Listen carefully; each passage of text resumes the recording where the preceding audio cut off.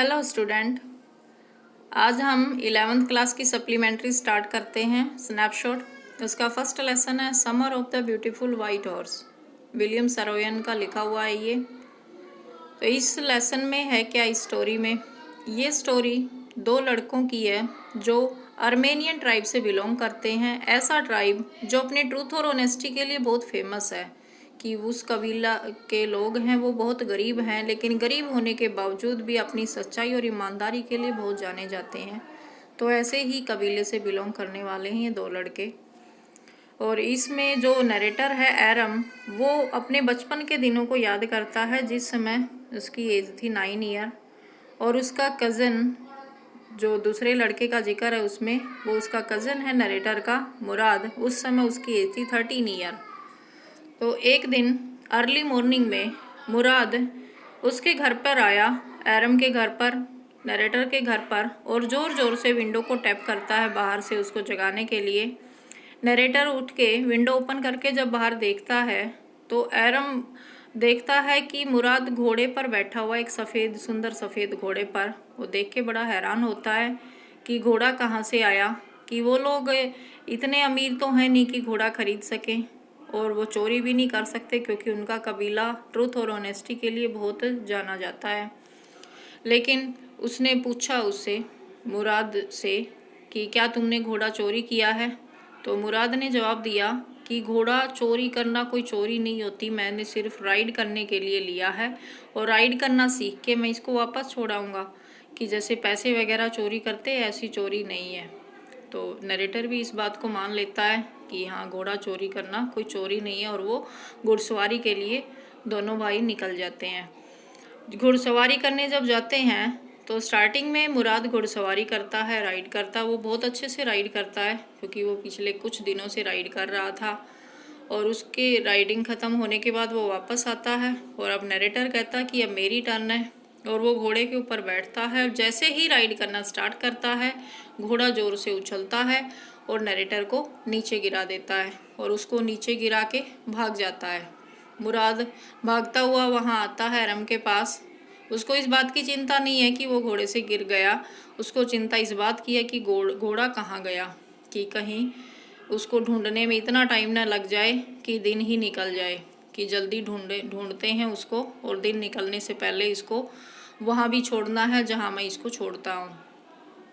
और कुछ देर बाद वो घोड़े को ढूंढ लाते हैं और एक डेजर्टेड वाइन यार्ड में, जहाँ मुराद उस घोड़े को रोज़ घुड़सवारी के बाद छोड़ के आता है, तो वहाँ वो उस घोड़े को छोड़ के चले आते हैं। और वो वाइन यार्ड है फैटवेजन नाम के किसान का, एक सुनसान पड़ा अंगूरों का बगीचा है।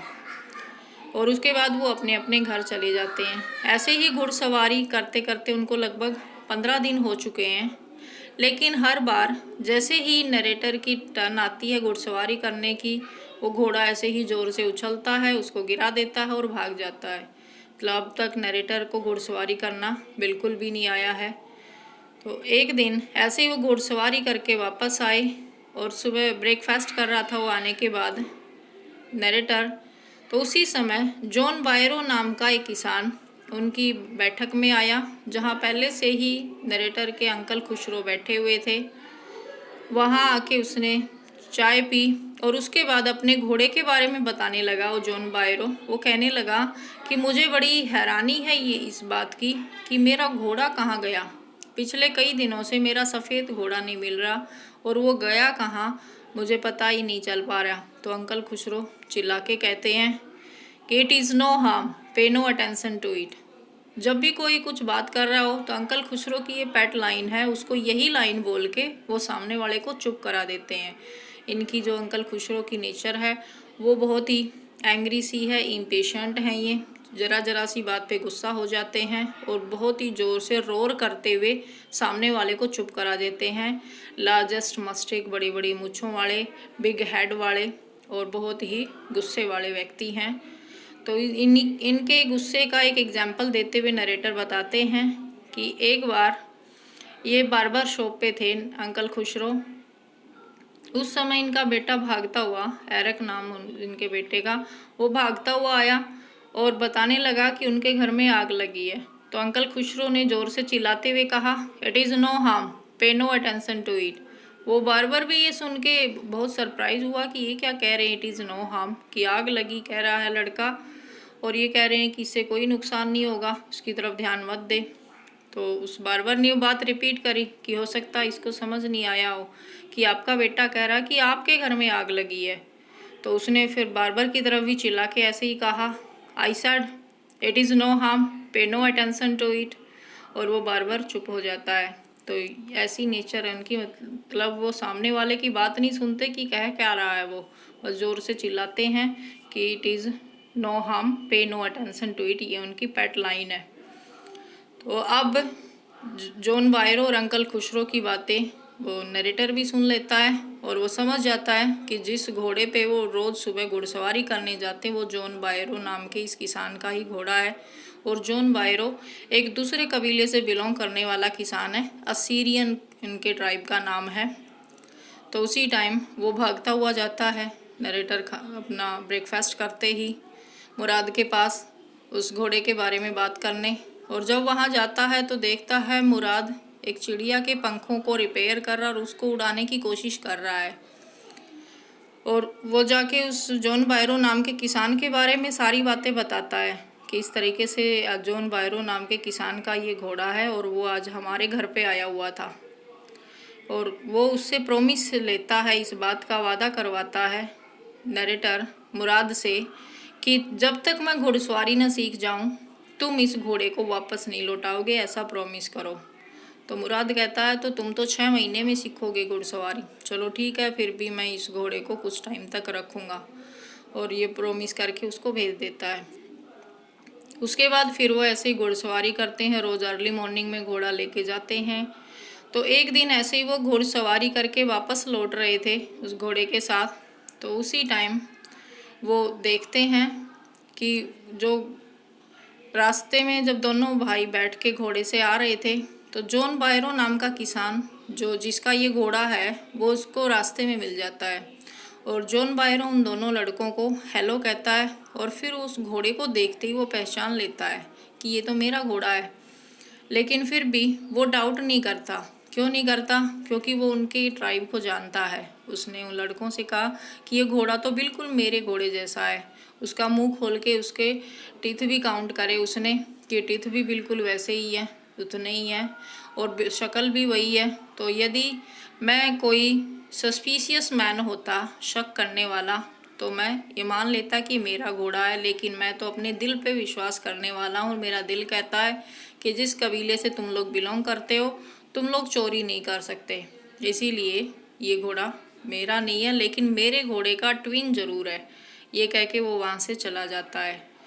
तो उसके बाद वो दोनों लड़के घोड़ा लेके जाते हैं अपने और वहीं उस वाइन यार्ड में छोड़ देते हैं। लेकिन उन दोनों के दिल में कहीं से ये डर बैठ गया उससे मिलने के बाद, और कहीं से कॉन्शियस स्ट्रिकन भी हुआ कि जब एक व्यक्ति अपने घोड़े को देखकर भी ये कहता है कि ये घोड़ा कि मेरा नहीं हो सकता, क्योंकि तुम लोग एक ऐसे कबीले से बिलोंग करते हो जो ट्रूथ और ऑनेस्टी के लिए फेमस है। तो इसीलिए वो अगले दिन ऐसे अर्ली मॉर्निंग में उठते हैं और उस घोड़े को वापस ले जाके उसके वाइन यार्ड में, जो बार्न था इसका जॉन बायरो का, वहाँ छोड़ के आ जाते हैं। उसी दिन में जॉन बायरो अपनी घोड़ा गाड़ी लेके नरेटर के घर पे आता है और उस नरेटर की मदर को बताता है कि मेरा घोड़ा जो कई दिन पहले गायब हो गया था वो अचानक ही मिल गया और ये पहले से भी स्ट्रांग भी हो गया है और पहले से वेल बिहेव्ड भी हो गया है। समझ नहीं आता कि ऐसा कैसे हुआ, कहाँ गया था और कैसे वापस आ गया। जब वो ये सब बातें बता रहा था उसी टाइम अंकल खुसरो, जो उस टाइम भी अंदर ही बैठे थे उसमें बैठक में, वो ज़ोर से चिल्लाए और फिर से उन्होंने वही अपनी पेट लाइन कही कि it is no harm, pay no attention to it. और वो जॉन बायरो चुप हो जाता है और फिर वो खुश होकर अपने घोड़ा गाड़ी लेके वापस चला जाता है। ये थी अपनी स्टोरी। तो इसमें वैल्यू बेस्ड क्वेश्चन ही बनता है। सबसे मेन तो क्वेश्चन इसमें यही बनेगा कि उन दोनों लड़कों ने जो घोड़ा था वो क्यों लौटाया, कि वो लोग एफ्रेड थे या कॉन्शियस स्ट्रिकन थे। तो why did they return the horse, because they are afraid और दे आर कॉन्शियस स्ट्रिकन। तो इसका जवाब देना तो दोनों ही रीज़न थे, एफ्रेड भी हो गए थे वो, लेकिन कॉन्शियस स्ट्रिकन ज़्यादा थे, क्योंकि जिस परिवार से बिलोंग करते थे जब उन्होंने वैसी ही चीज़ें सामने देखी तो इसीलिए उन्होंने घोड़ा लौटाया। तो इससे रिलेटेड ये क्वेश्चन बनेगा। इसके अलावा इसमें इम्पोर्टेंट क्वेश्चन में अंकल खुसरो का कैरेक्टर है, उनकी हॉर्स राइडिंग का सीन है और भी इनके कबीले से रिलेटेड क्वेश्चन है। तो ये इस लेसन के इम्पोर्टेंट क्वेश्चन है। होप कि इसकी स्टोरी समझ आई होगी।